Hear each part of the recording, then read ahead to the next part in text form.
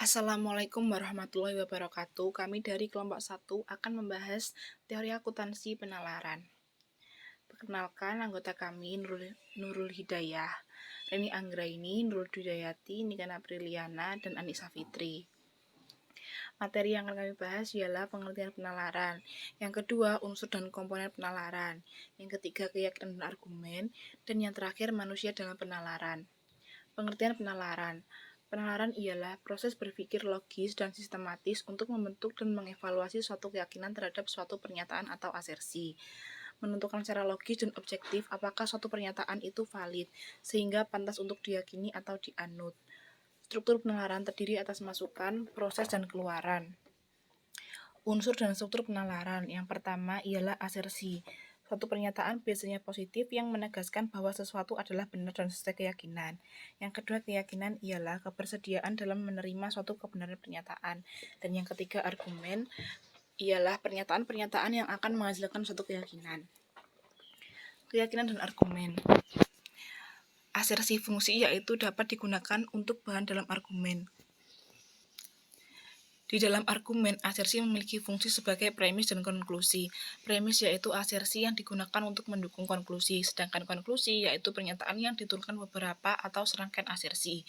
Jenis asersi atau pernyataan ada 3, yaitu yang pertama asumsi, yaitu pernyataan atau asersi yang diyakini benar meskipun tidak dapat menunjukkan bukti kebenarannya. Yang kedua hipotesis, yaitu pernyataan yang kebenarannya belum diketahui, biasanya berupa pernyataan yang memiliki kemungkinan salah. Dan yang terakhir pernyataan fakta, yaitu pernyataan atau asersi yang kebenarannya sangat kuat. Dan kedua keyakinan. Keyakinan yaitu kebersediaan menerima asersi atau pernyataan tersebut benar. Sifat penting keyakinan yaitu proprietas keyakinan. Yang kedua kebenaran, yang ketiga bukan pendapat, yang keempat bertingkat, 5 berbias, 6 permuatan nilai, ketujuh berkekuatan kenyataan atau realita, yang kedelapan veridikalias, yang kesembilan ialah berketertempaan. Argumen terdiri atas rangkaian asersi. Asersi berkaitan dengan yang lain dalam bentuk inferensi penyimpulan. Asersi dapat berfungsi sebagai premis dan konklusi atau asersi kunci yang merupakan komponen argumen. Jenis argumen ada 4, yang pertama deduktif, kedua induktif, yang ketiga dengan analogi, yang keempat argumen sebab akibat. Manusia dalam penalaran. Kecohan atau fallacy, keyakinan semu atau keliru akibat orang terbujuk oleh suatu argumen yang mengandung catat atau tidak valid. Orang dapat terkecoh akibat taktik membujuk selain dengan argumen yang valid. Orang dapat mengecoh atau terkecoh lantaran yang pertama stratagem, yang kedua salah nalar, yang ketiga aspek manusia dalam berargumen.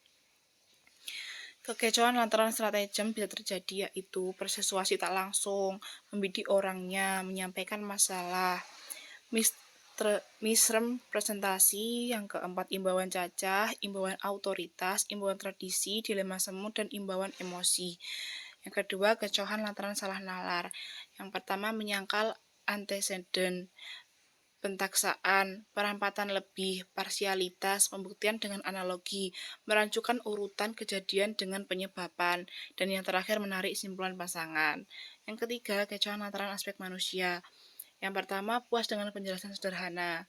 Yang kedua, kepentingan mengalahkan nalar. Yang ketiga, sindroma tes klinis. Yang keempat, mentalitas jago tingkir, lalu merasionalkan daripada menalar.